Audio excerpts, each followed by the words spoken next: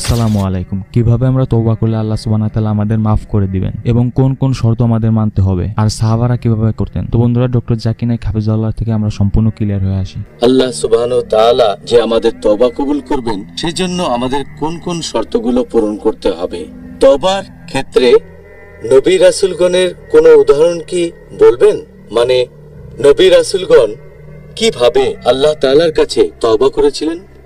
আল্লাহ পবিত্র কোরআনে বলেছেন সূরা তাহরিম অধ্যায় নম্বর 66 আয়াত নম্বর 8 যে হে মুমিনগণ, তোমরা আল্লাহ তাআলার কাছে তওবা করো বিশুদ্ধ তওবা, এবং আমরা যদি 5টা শর্ত পূরণ করতে পারি তাহলে আল্লাহ আমাদের তওবা কবুল করবেন।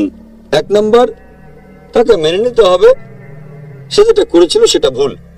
2 নম্বর, সাথে সাথে কাজটা বন্ধ করতে হবে।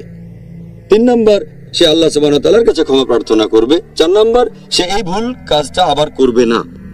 আর 5 নম্বর, যদি সে অন্যের কাছ থেকে কিছু নিয়ে থাকে সেটা ফেরত দেওয়ার সামর্থ্য থাকলে ফেরত দেবে। যেমন টাকা চুরি করলে সে টাকা ফেরত দেবে, কোনো মূল্যবান সম্পদ নিলে ফেরত দেবে।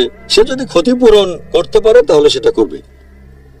আর ইবনে কাইমের মত অনুযায়ী তিনি বলেছেন যে তওবা তখনই কবুল করা হয় যদি সেই লোক গুনার কাজটা আর কখনো না করে, আর এটা তাকে ভালো কাজ করতে সাহায্য করবে, খারাপ কাজ করতে বাধা দেবে।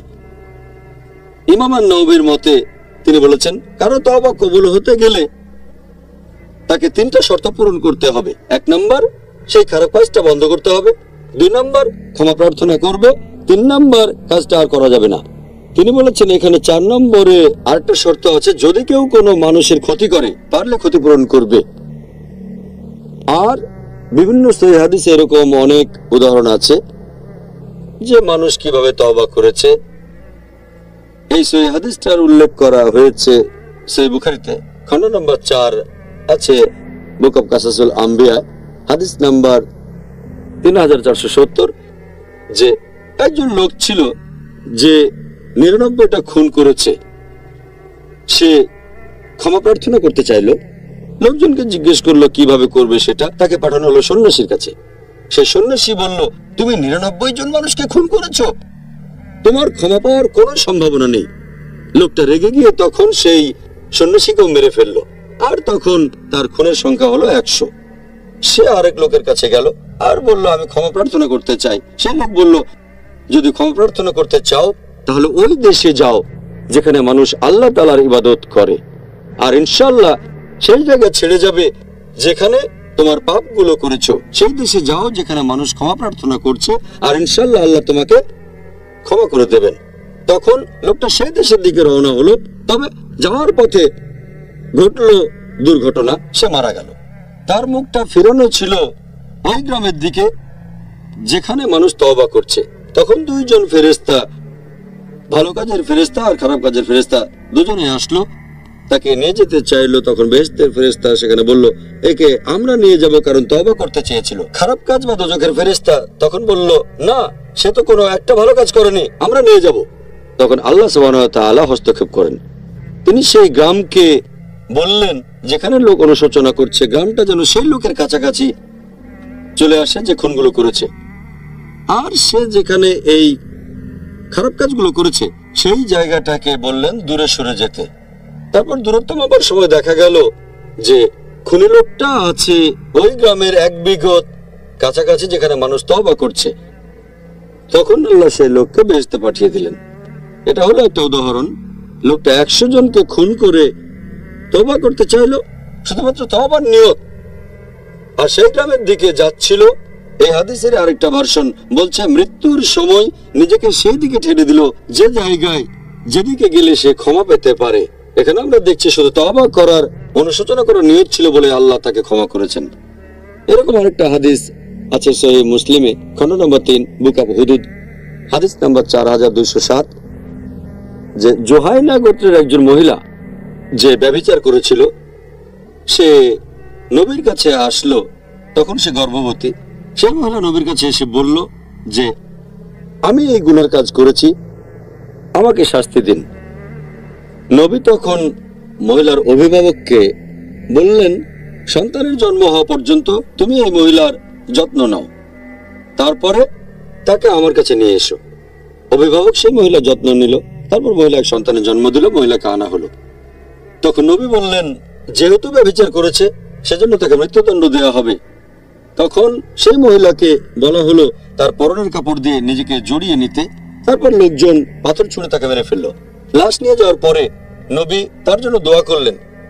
তখন ওমর রাদিয়াল্লাহু আনহু বললেন, হে রাসূল, আপনি ব্যভিচার করা মহিলার জন্য দোয়া করছেন? নবী বললেন, এই মহিলা যেভাবে তওবা করেছে, এই তওবার পরিমাণ মদিনার 70 জনের মধ্যে ভাগ করে দিলেও প্রত্যেকে বেহেশতে যেত। এই মহিলার চেয়ে ভালো তওবা আর কে করতে পারে? সে নিজের জীবন দিতেও প্রস্তুত আল্লাহ সুবহানাহু ওয়া তাআলার খাতিরে। এরকম আরেকটা উদাহরণ আছে সহিহ মুসলিমে, খণ্ড নম্বর 3, বুক অব হুদুদ, হাদিস নাম্বার 4205, যে মাইজ বিন মালিক রাদিয়াল্লাহু আনহু নবীর কাছে এসে তাকে বললেন যে আমাকে বিশুদ্ধ করেন। নবী বললেন, ধিক তোমাকে, আল্লাহ সুবহানাহু ওয়া তাআলার কাছে ক্ষমা প্রার্থনা করো আর তওবা করো। মাইজ বিন মালিক ফিরে গিয়ে আবার আসলেন আর বললেন, হে রাসূল, আমাকে ক্ষমা করুন। নবী বললেন, ধিক তোমাকে, আল্লাহ সুবহানাহু ওয়া তাআলার কাছে ক্ষমা প্রার্থনা করো আর তওবা করো। তিনি ফিরে গেলেন, তারপর আবার আসলেন, হে আল্লাহর রাসূল, আমাকে বিশুদ্ধ করুন। নবী বললেন, এখান থেকে চলে যাও, তুমি ক্ষমা প্রার্থনা করো, আল্লাহ তাআলার কাছে ক্ষমা প্রার্থনা করো। চতুর্থবারের মতো এসে তিনি নবীকে বললেন, আমাকে ক্ষমা করুন। নবী তখন বললেন, কিসের থেকে? তখন মাইজ রাদিয়াল্লাহু আনহু বললেন যে ব্যভিচার থেকে। নবী বললেন, তুমি কি পাগল? মাথা খারাপ হয়ে গেছে? তখন মাইজ বললেন, না, পাগল হয়ে যায়নি। নবী তখন বললেন, তুমি কি মাতাল? মদ পান করেছো নাকি অ্যালকোহল পান করেছো? তখন আশেপাশের লোকজন মুখ থেকে গন্ধ নিল আর বলল, না রাসূল, সে মদ পান করেনি। নবী বললেন, তুমি সত্যি ব্যভিচার করেছো? মাইজ বললেন, হ্যাঁ করেছি, যে গুনাহ করেছি সেজন্য আমি শাস্তি পেতে চাই। তখন নবী মুহাম্মদ সাল্লাল্লাহু আলাইহি ওয়াসাল্লাম লোকজনকে বললেন তাকে পাথর মারতে। তাকে পাথর ছুঁড়ে মারা হলো এবং মৃত্যুর পরে সাহাবীগণের মধ্যে একটা ব্যাপারে মতভেদ দেখা দিল। একদল বলতে লাগলো যে মাইজ মুক্তি পায়নি, তার মানে আল্লাহ তাআলা তাকে ক্ষমা করেননি। আরেক দল তখন বলতে লাগলো যে আল্লাহ সুবহানাহু ওয়া তাআলা মাইজের তওবা কবুল করেছেন, তার অনুশোচনা কবুল করেছেন, ইনশাআল্লাহ সে বেহেশতে যাবে। 2-3 দিন লোক বলাবলি করলো। তখন নবী মুহাম্মদ সাল্লাল্লাহু আলাইহি ওয়াসাল্লাম আসলেন আর সাহাবীগণকে বললেন মাইজ ইবনে মালিকের জন্য দোয়া করতে, কারণ সে তার পাপের জন্য তওবা করেছে। আর যদি তার তওবার পরিমাণ অনেকের মধ্যে ভাগ করে দাও, সেটা সবার বেহেশতে যাওয়ার জন্য যথেষ্ট। তাহলে দেখতে পাচ্ছেন, লোকজন অনেক গুরুতর পাপ করেছিল কিন্তু তওবা করেছে, আর এই কারণে মরার জন্য তারা প্রস্তুত ছিল, কারণ দুজনেই ভালো করে জানতো যে ব্যভিচার করলে শাস্তি মৃত্যুদণ্ড, পাথর ছুঁড়ে মৃত্যু। এখানে তাদের উচ্চ স্তরের তাকওয়া দেখতে পাচ্ছেন, একেবারে বিশুদ্ধ তাকওয়া। তারা আল্লাহর কাছে ক্ষমা চেয়েছে আর আল্লাহ ক্ষমা করেছে। খুব সুন্দর। আপনি নবী মুহাম্মদ সাল্লাল্লাহু আলাইহি সাল্লামের সাহাবীগণের জীবনী থেকে সুন্দর কিছু উদাহরণ দিলেন। আপনাকে অনেক ধন্যবাদ ডক্টর জাকির। তো বন্ধুরা, আপনারা সম্পূর্ণ ক্লিয়ার হয়ে গেছেন। স্যার ডক্টর জাকির নায়েককে যারা ভালোবাসেন তারা লাইক এবং সাবস্ক্রাইব করে পাশে থাকুন। আসসালামু আলাইকুম।